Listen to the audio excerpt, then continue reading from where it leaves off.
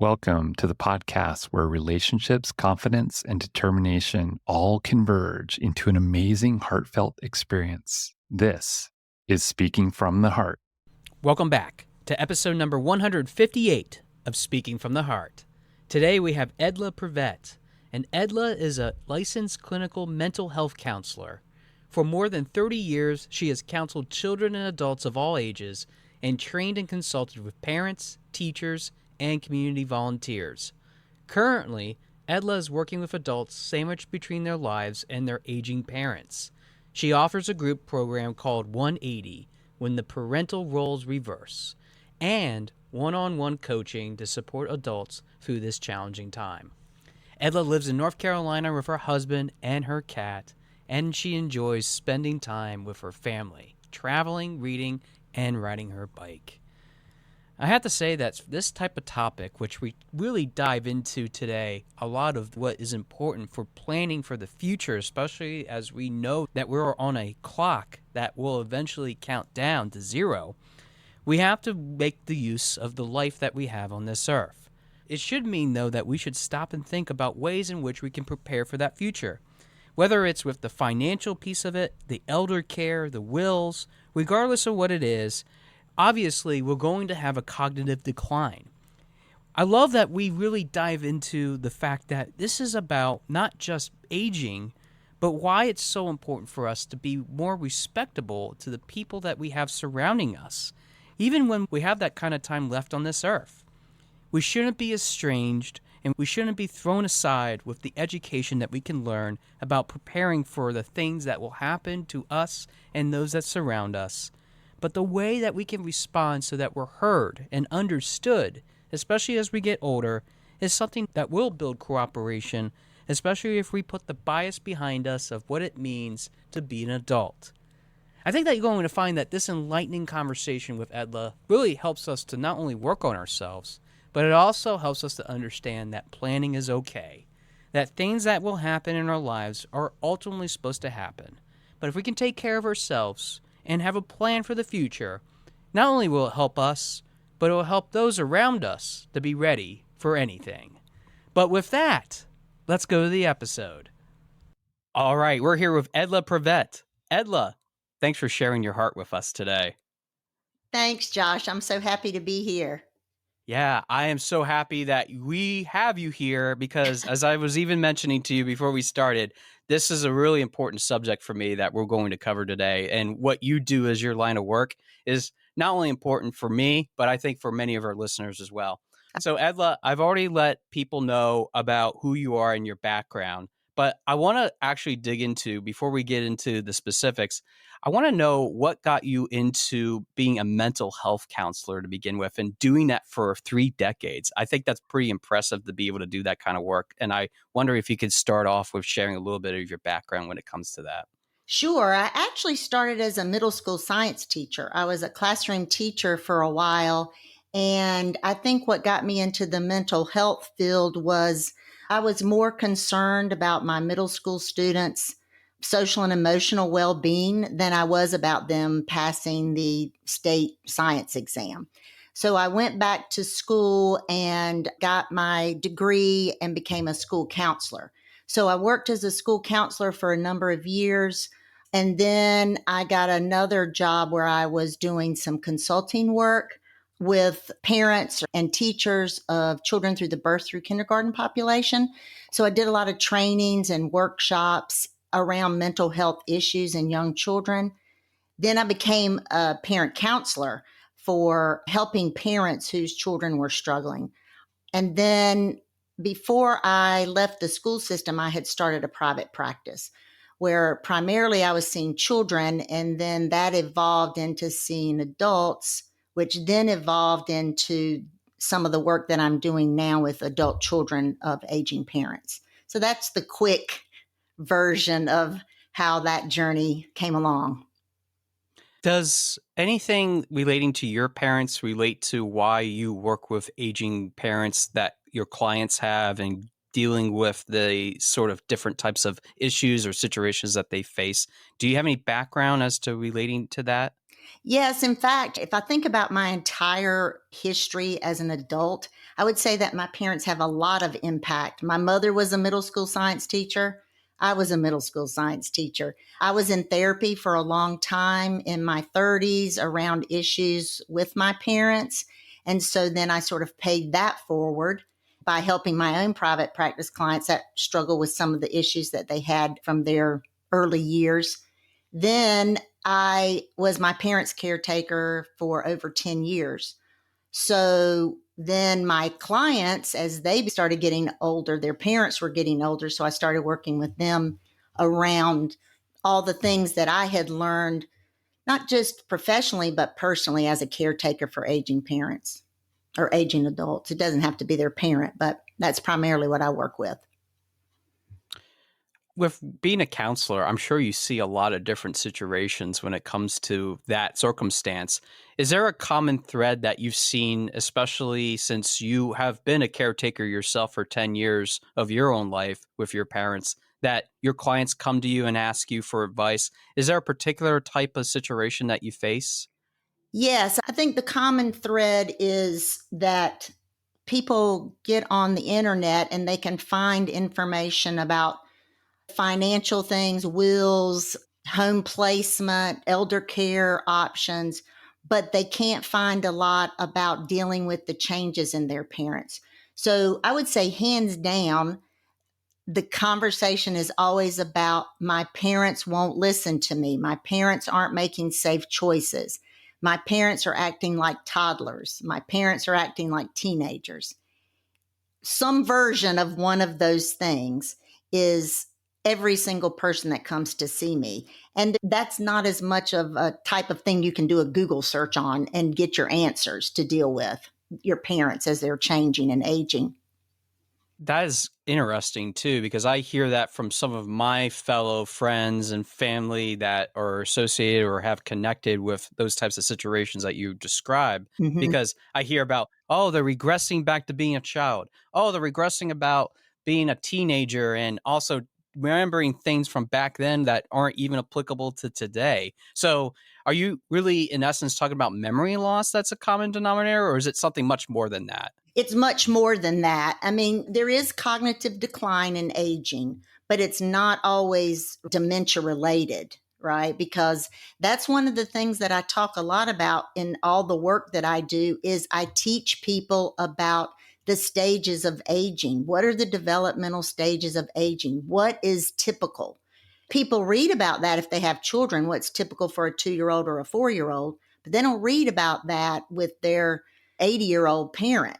Right. And so I think if I spend time talking a lot about just the developmental stages so that you can discern, is this a physical thing where there may be something dementia related, or is this more a characteristic of the aging process? Because there is a cognitive decline. And it's not just cognitive changes, but you have to look at sensory changes, speech and language changes, like word recall becomes more challenging as people age.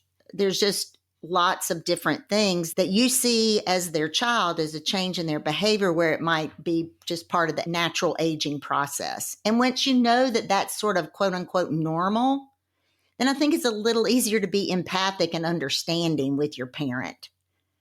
Well, you said that there are stages that most times people are going through with that. I'm wondering if you can walk through with that with our listeners, what those stages are. Well, it's not really stages in that it's like adolescence or preteens, adolescence. It's not really the same as that, but there are some trends. There's something that I read one time and I sort of like this. It's called the 3 stages are the go-go, the slow go, and the no-go, right? So That is the most unique stages I have ever heard with the, anybody I've interviewed on this show. So you get the cake with that. yeah, well, I can't, I got it from somebody else and I thought, oh, wow. So it talks about, and this is talking sort of about retirement, and a financial advisor probably heard of it. But when people are 65, or let's just say, I don't use numbers very much, but just for sake of this discussion, like at 65, they're often in the go-go stage. Their kids are launched. They've retired. They've got a little extra money in their back pocket. So they're traveling. They're doing this, that, and the other. And then there's the slow go phase when they're just slowing down. They can still participate, but they just don't have the same energy level or the same cognitive level that they did earlier. And then there's the no-go stage. And that's pretty much when they're not much out of the house. They might go to their church or their kid's house, but they've really circled the wagons. And I'm speaking in generalities because it's just like with anything. And I said I don't use numbers very often because you can line up, I don't know, 10 80-year-olds and they look completely different. They manifest their age completely different. So it's not an exact science, but that would be sort of the things you would want to look at. But for me, it's not so much what they're doing, it's how they're aging, right? So I look at, well, let's use something that's kind of obvious for your listeners. If someone has hearing loss as part of the aging process, or either a disease or something, but if they have hearing loss, that's going to impact their behavior. It makes it more difficult to be in a social setting. It makes it more difficult to follow a conversation. Depending on their temperament, they may just get really quiet and withdraw. Or they might get irritable and yell at people because I can't hear what you're saying. So there's all these levels of things that you have to consider, not just of the ages of staging, but then you have to consider their temperament as well. So that as their adult child or the person dealing with them, you have to have some skills to adjust so that you're dealing with the different temperaments, but then the different stages of aging simultaneously. I can give you an example. Maybe we can talk about for Sure. a little bit, because I think that it's interesting to hear you say there's different skills that we have to learn. Right. So I'll give you an example of my parents. And sorry, parents, I'm going to put you on the spot, but I love you both. But my dad can be very stubborn, and my dad Mhm. has been very stubborn for all his life, to the point that nothing's really going to change, essentially, when it comes to making progress, maybe even changing his behavior. While my mom, on the other hand, she definitely has a lot of her faculties, although I think that she's one of the slow goes now because of just some of the things that she's experiencing in her life. Being that I'm a child, along with my half sister, who I have a relationship with too, what would you say to my half sister and I relating to what kind of skills might be necessary? And if you need to ask more information, be more than happy to have that conversation with you too. I feel sorry for your parents, Josh. Sorry, Josh. Don't feel sorry. They love me and they love that I'm doing this, so it's all good. Well, I don't think I have any more questions because literally then we'd get into a whole coaching session. But I think Ooh, that's another day, right? So, that is another day. but I will say that the things that you described about your mom and your dad, I have other clients that have similar things. So when you have a parent you use the word stubborn, I would say the first thing that you want to do as their caretaker or as their child is to try to flip the way that you describe it so that it's something more positive than negative. So instead of saying stubborn, you might say something, he's determined, he's passionate, he's opinionated, right? And I think that has a real different feel on the way that the adult child would respond to that person. Because when you say he's so daggone stubborn, that just has kind of got an angry undertone or a frustrated undertone. But if it's more like he's opinionated and he's got ideas about how he thinks things should go, then it has a little different feel to it. So I think flipping the negative labels that you give to your aging parents would be helpful. The other thing is that these are adults. They have been independent all their lives. And so their little whippersnapper son to come in and tell them what to do or not to do, yeah, no, that's not going to happen. So then you have to approach it in a way that they would be more cooperative. I'll use an example with my dad. He was set in his ways, let's just say, and he had a way of doing things, and he was much older than probably your father is now, but he stopped taking a bath. And if you read about ages of development, that's a really common thing. They'll stop bathing.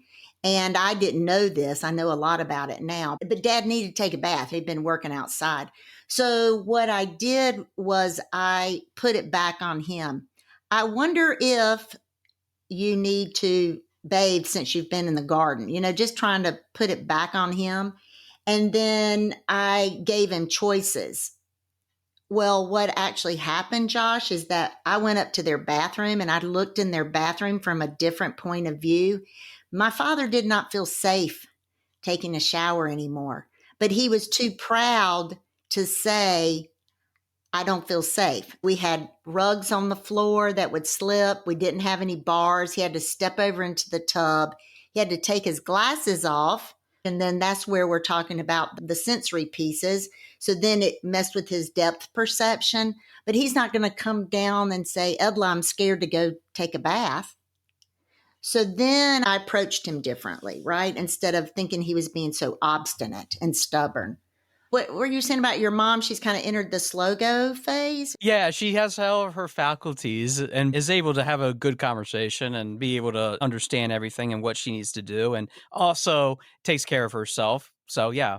Yeah, it just sort of naturally happens. If you've been doing something for 30, 40, 50 years, you're just tired of doing it. You're more comfortable just being at your house or going to your local senior center or just going to your grocery store and coming home and just enjoying that. But I don't know that our society really embraces that as a okay thing. If you're not going all the time, then you're not being effective. But I think some of that just happens naturally. I can even say for myself, I'm a very social person, but I can tell already that I don't have the big parties. I'm not going out. I'm not doing the same level of social things that I did when I was in my 20s and 30s, right? So I would say that's just a natural progression and that it's okay.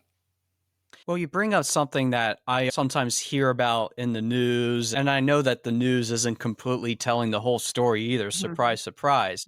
But I also have heard about the fact that many parents that need to be taken care of by their children, so they become like caregivers, have almost a sense of resentment or feel like they're being held back, if you will, because they aren't being able to do what they really want to do in their lives. They're going home and taking care of their parents instead. Right. So have you worked with people like that? And if so, what is maybe one piece of advice that you might be able to give to somebody that might change that script? Because I don't know if it's as simple as saying, be positive, as we talked about earlier. That could work in some situations, but not all.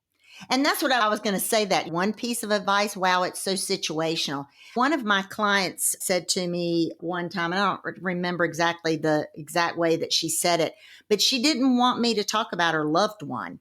She doesn't feel like they were her loved one. She had a terrible relationship with her parents.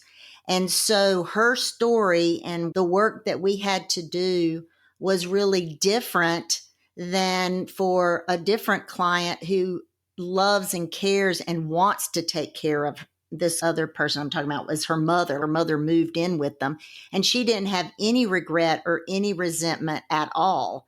So part of that depends on the adult child's temperament. What are you set up for?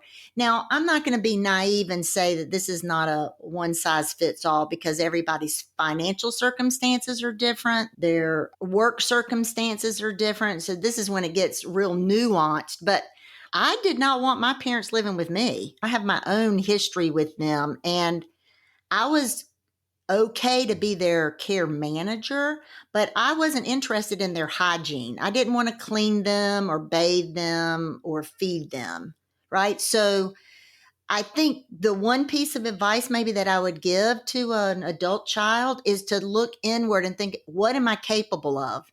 What am I willing to do and what am I not willing to do? And then you work outward from there with a coach or just yourself or your therapist or whoever is helping you. Because you're right. I mean, some people really resent it. I have 2 siblings and they were of minimal help, but I did most of it. I know my half sister is probably yelling at me right now saying, yeah, I also do all the things, Josh. So when are you going to step in and do something? That's exactly right. I will go on record and saying, yes, I know, and I will do better.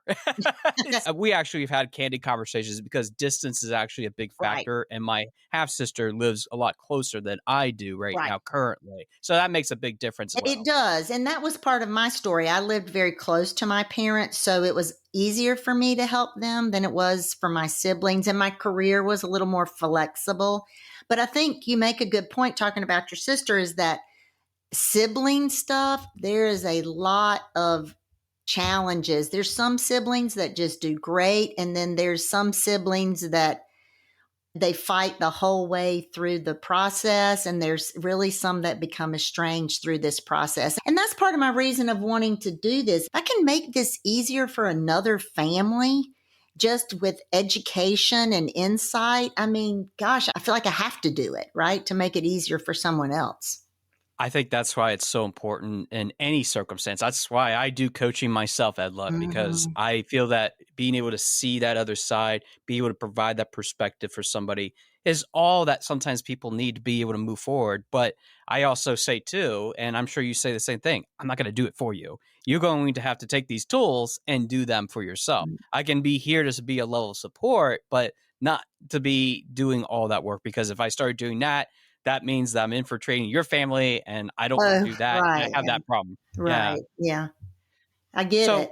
I want to talk about your coaching business then as a result, because Mhm. the program essentially is 180, and it's Right. literally the number 180, because we are flipping that Yep. perspective now, Right. where it used to be the parent taking care of us, but now we, the children, sometimes maybe not have any children, but we have somebody else that acts in that role, will be providing that support for a parent or somebody else. So what would you say is a typical client for you that comes in and wants your help? Meaning, do they look for more support from you on an individual level? I noticed that you do more group coaching too. Right. So I'm wondering how that operates in that sort of atmosphere, if you're getting some of the family together and to help with a group of individuals. So I wonder if you could talk a little bit about how that works. Sure. So the group of individuals are not family members. That would be like, let's say 10 people that are adult children of aging parents that are sandwiched. And so we come together and there's an education component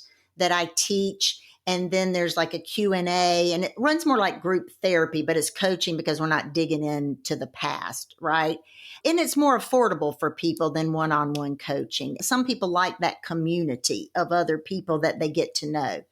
So the coaching, though, for me as a licensed therapist, I have to be really careful that I keep my license, my therapy business separate from my coaching business. So in therapy, it's often how the past, just the quick answer, how the past is impacting your present impacts your future. Right. So Mhm. you're doing a lot of historical stuff, looking at your childhood and that sort of thing. When people come in for coaching, we're starting right now and looking forward, if that makes sense. So think of it maybe more like psychoeducational, right? Some of my therapy clients that I'm doing work with them from their past, they do talk about their parents because they're mad at their parents, but they're having to care for their parents. So they're in a separate lane. But for my true coaching clients, they're seeing changes in their parents and they're like, oh, I don't know what to do. So they come in and I get all of the history about their parents, what's going on, what's not going on, what the relationship's like, et cetera, et cetera.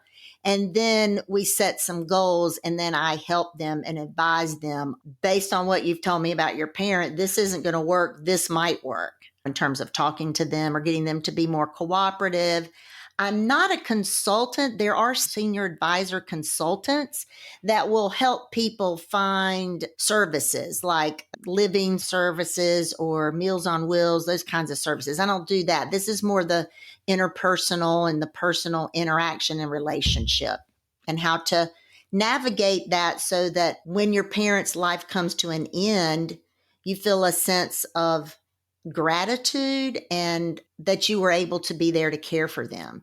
Because I can't tell you how many times people have come in with grief work and they feel guilty because they were relieved that their parents died because it had been so challenging the last bit that they felt this sense. They were like, thank God they're dead. And then they just feel so guilty about it. So if you can work on your relationship as it changes and it has to like flip, as you say, then that process just goes easier and it's more respectful and it's more connected. And I think it's really helpful. When you are connecting people to maybe have a better time dealing with relationships and building that ability because of the changes that are happening, Mm-hmm. what is a piece of advice that you would give to somebody that might be struggling with coping with that different change in role. Is there something universal that maybe you can share regardless of the circumstances with our listeners to be able to help them cope with that? Now, are you talking about someone talking to their aging parent or their own self?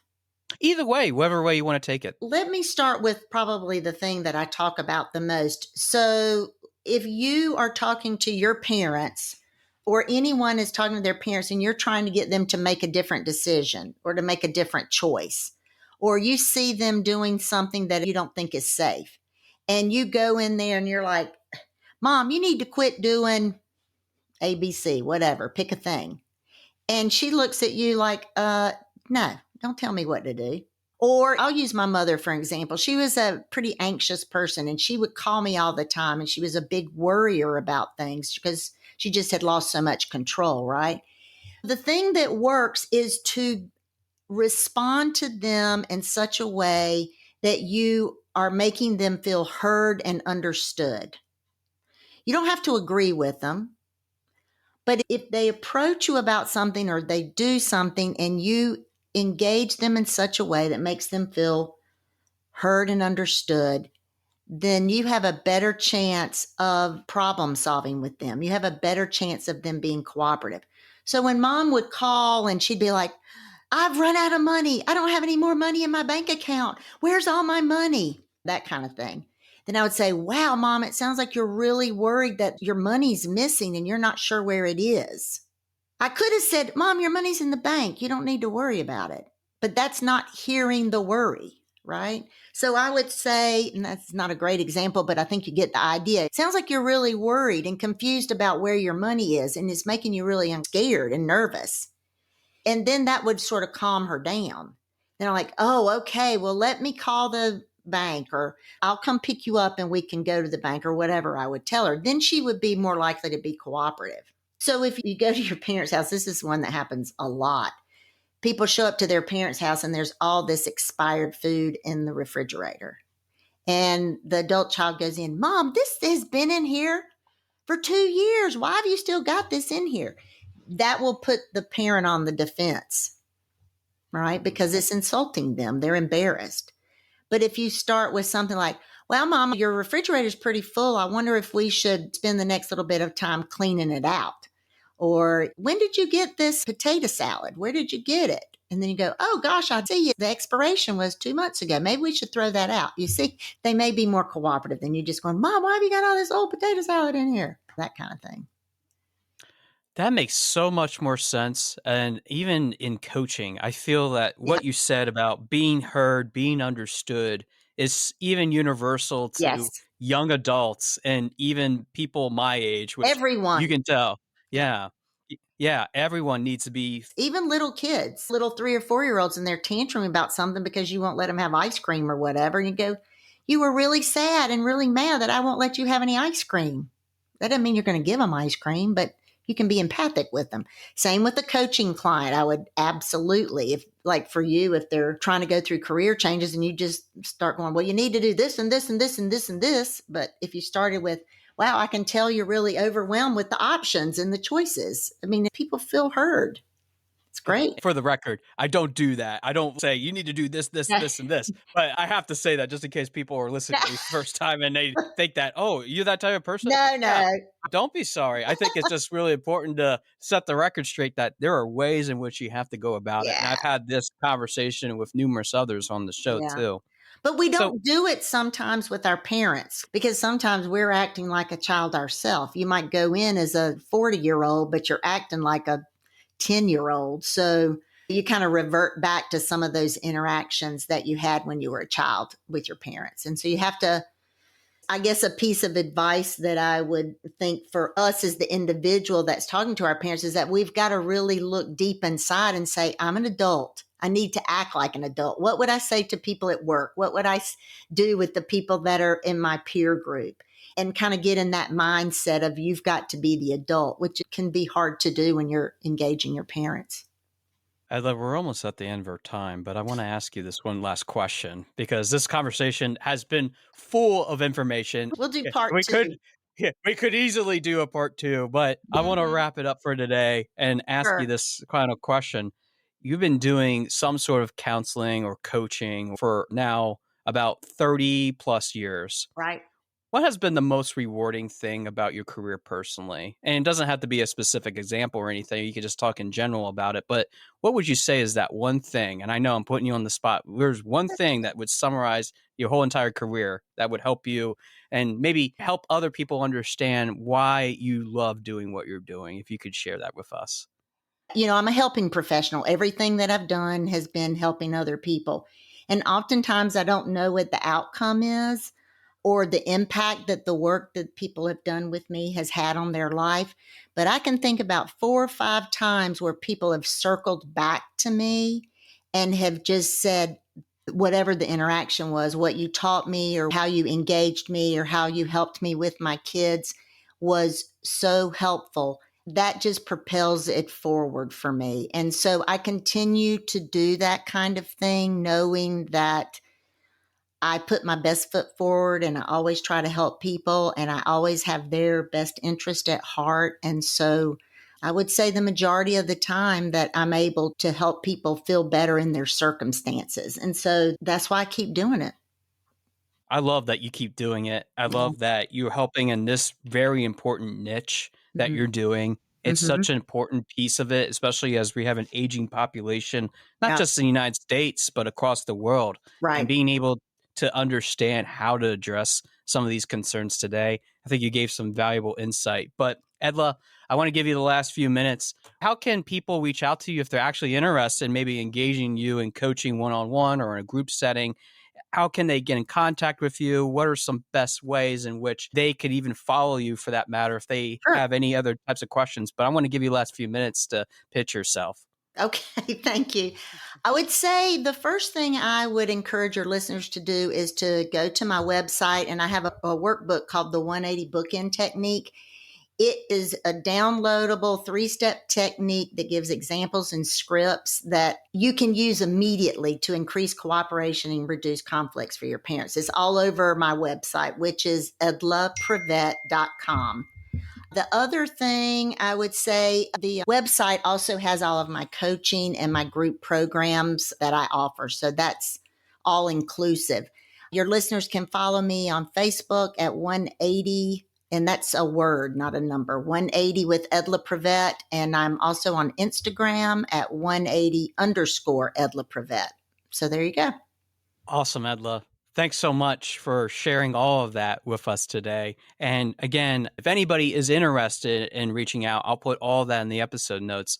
But this is really not just an important subject, but I think it's just something that in overall scheme of things we need to pay attention to is how we frame things, how we say things, especially to even our aging parents, because they are still people, they are still human beings. We don't have to treat them as a burden or a second class citizen or whatever. We can all treat them equally. So for all those reasons, Edla, thanks for being on Speaking from the Heart today. I really appreciate our conversation. Sure. Thanks for having me, Josh. Take care. I want to thank Edla again so much for spending her time talking about these variety of different techniques, all these different types of considerations that we should have, especially when it comes to planning. Her level of experience, her care for others certainly shows in today's episode. And I think that even for us, we know of somebody that has gone through these types of struggles, has really overcome a lot of different pain points, and has thrown us into a variety of different tailspins when it comes to not only health concerns, financial concerns, estate planning, all the different types of decisions that had to be made by an executor. All those things can really take a toll on our mental health especially. And I think that it all leads to the fact that we have a certain level of ability. We have to be able to really branch out and to share those skills in a variety of different ways. That's what I do for my business, Your Speaking Voice LLC, and Edla does it obviously for the trainings and workshops that she tries to develop so that she can help others create those opportunities. But even with all that said, each of us have a different mindset, a different framework that we're coming from. Not every single situation is unique. We might have some of the things that were talked about today be on the table when it comes to planning out that master plan, when it comes to even the people that need to have that extra level of support. But we have to be able to understand that there are developmental stages of aging. We have to understand and respect the fact that as people get older, they don't have the same level of patience. They don't have the same faculties that they once did when they were kids or even as adults. Those types of decisions are at their epiphany when it comes at the time of their lives when they really have everything established. Those are the things that they are really growing into. They have consistently built a pattern, and cognitively, that's what they feel comfortable with.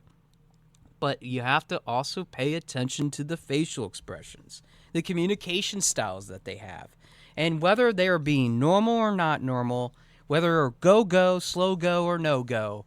Those are all tall tale signs of these types of phenomenons. And I think that is really important, especially with the context of what I do for a living, public speaking coaching primarily, that helps people to understand how do you identify with your audience, how do you get to that next step, but even more importantly, how you're able to adjust when you have those things going on in your life, that you have going on in your audience, so that you're better prepared to handle any sort of objections that they might have. This isn't all about ageism. It isn't all about what they might be going through as they're getting older. These types of skills, these things that they have, they were once very good at, but now they have flipped. And now the things that need to be done are relying on you to take the mantle and keep charging forward. Also, it's really about the opportunity for us to respond in a lot of different things, in a lot of different ways, in order for us to have areas that are needed to be developed. Being an adult, being able to learn that even as a kid, we have to understand the functions and choices that it means to be able to make that decision happen. We learn those at a younger age, but even as we get older, those modalities, the ways in which we used to think about them, are warped. They're figured out in a completely different way. Which is why we have to understand that when we have these types of conversations with people, especially as they get older, they might not have the same understanding as before. In other words, we have to appreciate the other person's perspective. Not everyone's going to feel fully capable or connected to have somebody else or someone else on their side. What am I willing or not willing to do in order to fix the things that are happening around us? And I think that it's really important to understand with Edla's conversation today that we can't be estranged with this. We have to be able to get educated. And that's where the importance of community, having a support system that help you to understand and feel comfortable about these types of life situations, can go a long way. I know that for many parts of my family, as they've gotten older, it's been really helpful to engage, understand, and create a context, an understanding of what it means to go through these different late stages of life. Even as I've gotten older, this understanding has helped me tremendously, so I'm not impatient. I know what to fully expect, but ultimately, that community that has gone through it has a level of engagement. They have a level of understanding. They have knowledge that they can impart onto me. Does this sound familiar? Yes, because in many episodes, I've advocated for you, my listeners, to pay attention to your surroundings. Use the skills that you have. Try to navigate through all the different types of things that are happening around you so that you can grow that better mindset. You have that community that will support you. That basic understanding is essentially being applied to what our conversation is today, which is really helping others to overcome some of the challenges that they might have in their life. How the past affects the present and how it enters into the future can make such a big difference when it comes to this conversation, because it allows you to navigate resources that were once there, might no longer be there, but it allows you to keep moving forward. It allows you to understand what is available to you today that might have otherwise not been available before. But you have to learn that you must be responding to those people that are asking for help and might need a little bit more patience and grace through the process to be heard and to be understood. You have to be cooperative. You have to put the bias that is about these older people behind you. I know they can be very frustrating, especially for the younger people. They don't want to deal with it. They want quick, quick, quick. Especially in today's society, that is the way that it's supposed to go. But how we can help them can make such a big difference in the ways and the forms of how we can engage with each other. How we can make that big difference in the grand scheme of things means that we have to put aside that unconscious bias, which in some episodes we have covered this concept because sometimes we have these presuppositions of what we think, what we have going on, and we have to understand that for some people, the challenges can be very tough. They might need to be overcome, and let's face it, they might not be very pretty to deal with. My story when it comes to dealing with older people has been always a place of compassion. I worked at a factory in Boyertown, Pennsylvania when I was in college, manufacturing pharmaceutical bottles.